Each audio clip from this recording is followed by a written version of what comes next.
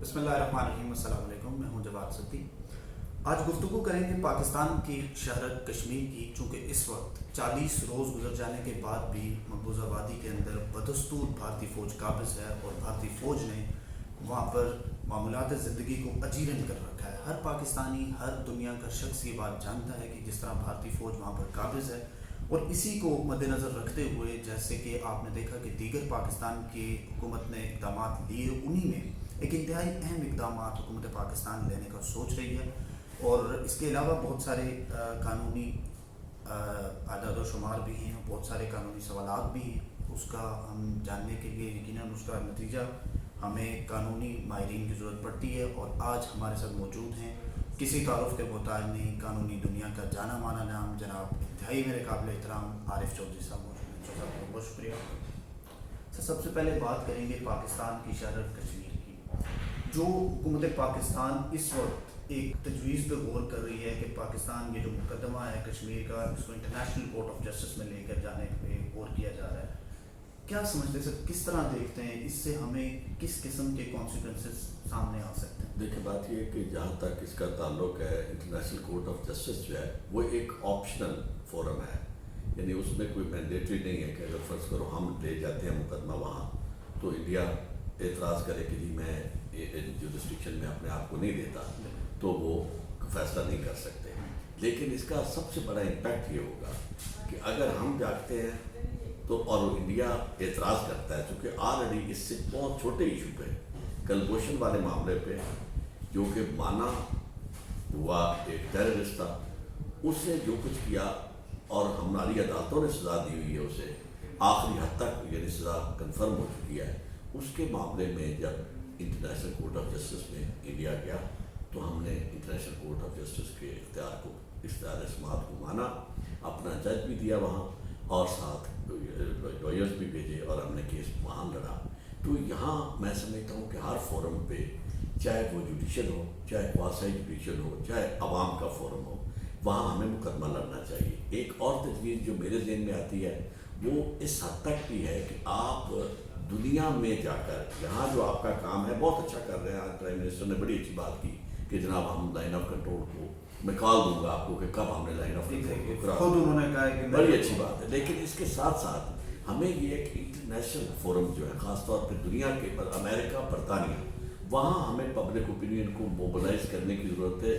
بڑے جلسے وہاں لوگوں کے ہیومن رائٹس کے حوالے سے، وہاں جو ہو رہی ہے بربادی، اس کے حوالے سے وہاں کیے جائیں، اور وہ پبلک اوپینین جو ہے وہ براہ راست وہاں کے، امریکہ ہو تو اس کے سینیٹرز پر، کانگریس مین پہ، برطانیہ ہو تو وہاں اس کے ہاؤس آف لارڈز اور ہاؤس آف کامنس کے ممبر جو ہے وہ اپنے اپنے حلقے کے لوگوں کی رائے کو بھی اہمیت دیتے ہیں، اور اس طرح کے واقعات جو ہے اس کی بڑی اہمیت ہوتی ہے۔ تو میں سمجھتا ہوں کہ اس طرح انڈیا کے اوپر ہر سطح پہ پریشر بلڈ کرنا چاہیے۔ سر، جو بار بار امریکہ ثالثی کا کردار ادا کرنے کا بار بار کہہ رہا ہے، سب پاکستانیوں نے دیکھا، بھارت پوری دنیا نے دیکھا کہ ڈونلڈ ٹرمپ بار بار کہہ رہے ہیں کہ جی پاکستان کے لیے اور بھارت کے درمیان ہم ثالثی کا کردار ادا کر سکتے ہیں اگر وہ دونوں ممالک چاہیں۔ آپ سمجھتے ہیں کہ بار بار ٹرمپ کی طرف سے، پریزیڈنٹ کی طرف سے یہ بات کہنا مودی کو پریشرائز کر رہا ہے اس چیز کے اوپر؟ دیکھیے، بات آپ کی بہت امپورٹنٹ ہے، کیونکہ اس سے پہلے کبھی کسی امریکن پریزیڈنٹ نے ثالثی کی بات نہیں کی تھی۔ یہ ایک بہت،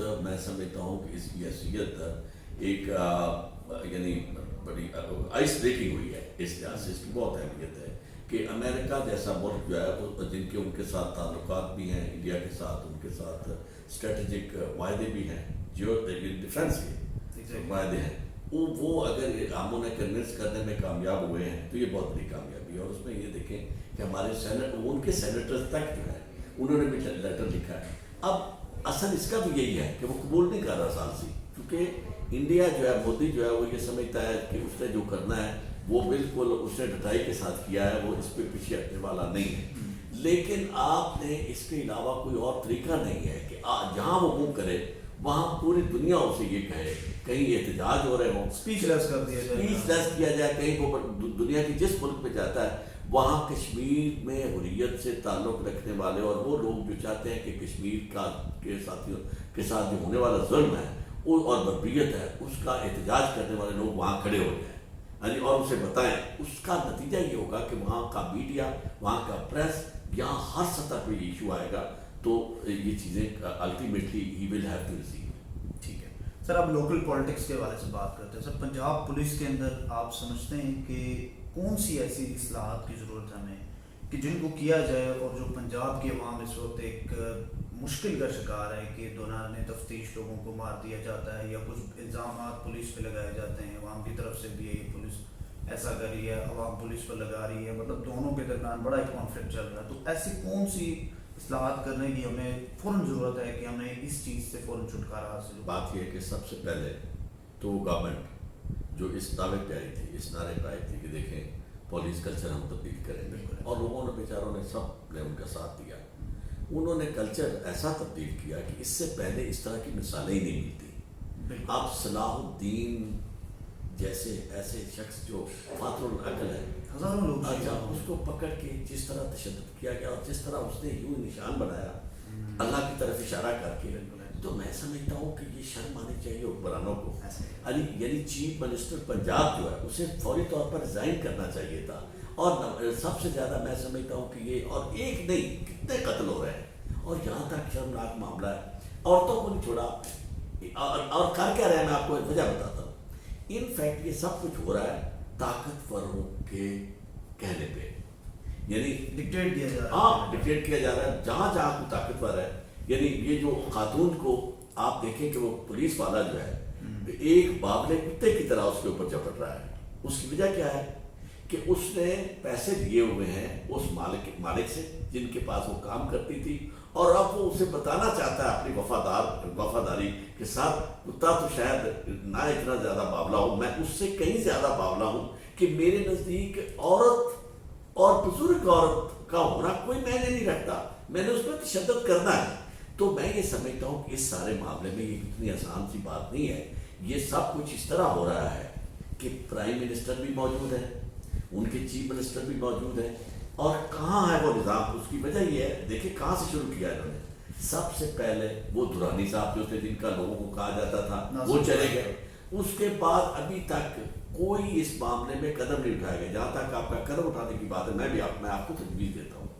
سب سے پہلی بات یہ ہے کہ آپ انویسٹیگیشن کو علیحدہ کر دیں اس سے, انتظامی پولیس سے. ٹھیک. یعنی اور دوسرا یہ ہے کہ اگر آپ اس پہ پیسہ خرچ کریں گے تو یہ آپ کے ملک کے لیے, آپ کی فلاح کے لیے ضروری ہے. چونکہ وہ جو لکھا ہوا ہے نا امریکن سپریم کورٹ کے باہر بھی, وہاں نیو یارک میں بھی لکھا ہوا ہے, نیو یارک کی سپریم کورٹ کے باہر, کہ true administration of justice is the first pillar of good governance. Good governance اگر آپ نے ثابت دینی ہے لوگوں کو تو اس کا سب سے پہلا پلر پولیس ہے. تو آپ سب سے پہلے پولیس کو آپ یعنی ڈی پولیٹیسائز کریں. اس کے بعد پھر آپ تربیت کا اہتمام کریں, انویسٹیگیشن کی تربیت کا. ابھی تک تو کوئی قدم ہی نہیں اٹھایا گیا, اور اس کی وجہ یہ میں آپ کو ایک کرتا ہوں, میں پرائم منسٹر کو بالکل اسی طرح سمجھتا ہوں جس طرح ماضی کے حکمران تھے. پرائم منسٹر نواز یہ جو عمران خان صاحب ہے, وہ ان کے اندر کوئی جذبہ موجود ہی نہیں ہے. یہ ایسا لوگوں کو کافی زیادہ انہوں نے بات کہہ کے تاثر دیا کہ جی میں پتہ نہیں کیا کروں گا, لوگوں کے خوابوں کے ساتھ کھیلا ہے وہ. ورنہ آپ دیکھیں, میں کبھی ایسا ہوا ہے کہ کبھی اس کے کان پہ جوتا نہیں دی. سب سے پہلا واقعہ جو ہوا پاک پتن والا, اس پاک پتن والے واقعے میں پرائم منسٹر کا رول کیا تھا. یعنی ایک سال کے اندر جو اس کے بعد دوسرا واقعہ میں آج تک وہ معصوم جن کو ساہیوال میں مارا گیا, وہ بچیاں جو ہے جس بچی کو, اور ٹیپ بھی سنی جا رہی ہے, اور وہ ٹیپ جو ہے وہ کہہ رہے کہ یہ بچی پڑھی لکھی ہے, یہ سب کچھ بتا دے گی. اس کو علیحدہ کر کے گولیوں سے بھون دیا جاتا ہے, قصور ان کا کوئی نہیں, اور عمران خان صاحب اور ان کی پارٹی کے کان پر جوں تک نہیں دی. تو اس وجہ سے مجھے تو ان سے توقعات بالکل ختم ہوتی جا رہی ہیں. لیکن یہ ضرور ہے کہ عمران خان صاحب کو اپنا انجام یاد رکھنا چاہیے, چونکہ جو لوگ جن لوگوں کو بدلنے کے لیے عوام نے یہ رول پلے کیا ہے, ہم سارے بشمول آپ کا میڈیا, ہم سارے اکٹھے تھے, عمران خان کا ساتھ دے رہے تھے. ہم اسی طرح ہمارے اندر غصہ آ رہا ہے جب ہمیں عزت نفس لوگوں کی مجروح ہوتی ہے. ابھی تو 20% ٹینیور کمپلیٹ ہوا ہے, تو میں کہتا ہوں 20% صبر تو میں کہتا ہوں تب کرے جب کوئی کام شروع ہو جائے. مطلب آپ کے ایک سال کے دوران سب سے پہلے ہوتا کیا ہے, آپ کو طریقہ کار کیا ہوتا ہے. حکومت آئی جب آپ بہت زیادہ ہائی کریٹ کرتے ہیں نا, اس کا اثر بھی لوگ توقع بھی بہت کرتے ہیں. ہائی کریٹ کی گئی, کہ جناب جس طرح ذوالفقار علی بھٹو نے کہا تھا روٹی کپڑا مکان، فوری طور پر جب وہ بات سر اقتدار ہے تو جو کمیونسٹ اور سوشلسٹ تھے انہوں نے کہا کہ تبدیلی آ گئی، اب تو جناب سوشلزم آ گیا، اور اگلے ہی دن میر صاحب جو تھے اور بڑے بڑے لوگ جو تھے سوشلسٹ جو تھے وہ ان کے خلاف ہو گیا آہستہ آہستہ۔ اس کی وجہ سے اگر تو آپ کے پاس کیپیسٹی نہیں تھی تو آپ کو اتنے بلند بلند نعرے نہیں لگانے چاہیے تھے، لیکن چونکہ آپ نے اقتدار حاصل کرنا تھا، آپ کا مقصد حاصل ہو گیا، اس کے بعد آپ نے ابھی تک نہ وہ 100 دن والا ایجنڈا نظر آیا، نہ اس کے بعد کچھ سال والی بات نظر آئی، نہ ابھی تک کوئی خط و خال۔ یعنی یہ تبدیلی یا یہ کام ہے کہ کبھی یہ شہباز گل جیسا فضول آدمی جو اسے آپ فارغ کر دیتے ہیں، کبھی یعنی آپ کو نظر ہے کہ اس طرح کے لوگ تو یہاں شہباز گل سے کیا مختلف ہے۔ ان کا جو یہ وزیر ہے، وزیر جو جسے بنایا ہے وزیر سائنس اینڈ ٹیکنالوجی، اس نے کس طرح توہین کی میڈیا کے لوگوں کی، سینئر پرسنز کی، اور اس طرح مطلب ہے نہ آپ کے سینسٹیو نہیں ہیں آپ۔ میں ان کی سینسٹیوٹی کا لیول اسے دیکھ کر مجھے یہ لگتا ہے کہ they will not be able to do اینی تھنگ۔ لیکن سر ایک ابھی دیکھیں 30 سال سے ہمارے گزشتہ حکمران جو تھے وہ اس پہ قابض تھے، پنجاب پہ بھی، سندھ پہ بھی، وفاق میں بھی مختلف حکومتیں آتی رہی، تو ایک سال کے دوران کسی بھی حکومت سے ایک سال کی جو اس کی کارکردگی ہے اس پہ نتیجہ مانگنا 30 سال کی صفائی کا سر یہ انصاف ہے؟ میں آپ کو ایک عرض کرتا ہوں، بات سنیں۔ مجھے بہت عرصہ پہلے ایک بندے نے بڑی زبردست مثال دی، اکاڑا کا تھا، وہ شاداب بدماش ہم اسے کہتے تھے، جو بھی اس کا نام تھا وہ پی اے پی رہا پیپلز پارٹی کا۔ تو مجھے نہیں پی نہیں رہا وہ، اس کو پیپلز پارٹی نے کوئی گریڈ 21 کی پتہ نہیں کوئی گھی کارپوریشن کا پریزیڈنٹ وہ مین بھی بنا دیا۔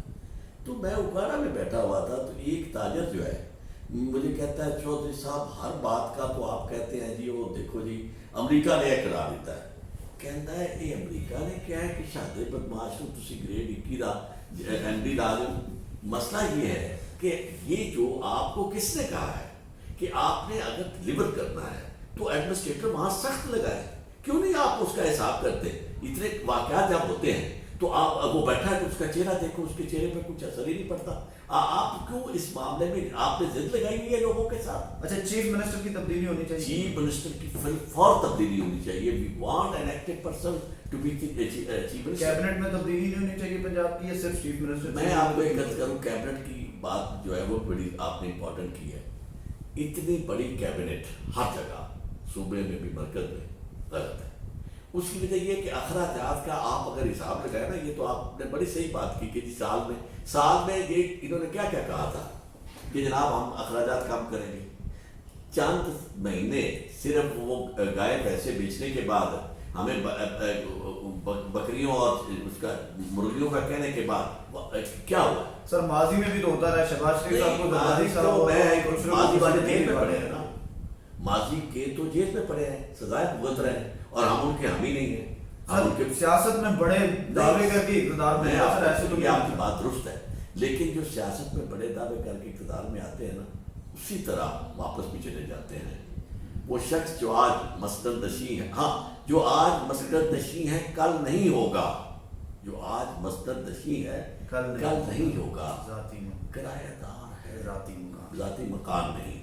تو مسئلہ یہ ہے کہ یہ کسی کی ذاتی ملکیت نہیں ہے، تو سب چلے جائیں گے۔ اور یہ ہمارے ساتھ دیکھیں، میں آپ کو عرض کروں، دوسرے جو تھے ان کے ساتھ تو ہم تھے ہی نہیں، عوام نے انہوں نے اپنے طور پہ مینج کیا۔ یہاں تو لوگ وہ یعنی ابھی تک امنگوں پہ نہیں ہوئے، چھوٹے چھوٹے بچے، میرا بیٹا جو تھا وہ ان کا جھنڈا لے کے مجھے کہتا پھرتا تھا کہ جی بابا میں عمران خان کو ووٹ دینا۔ تو عمران خان تو لوگوں کے آپ دیکھیں خوابوں کے ساتھ جو بندہ یعنی کھلواڑ کرتا ہے اسے لوگ نہیں چھوڑتے۔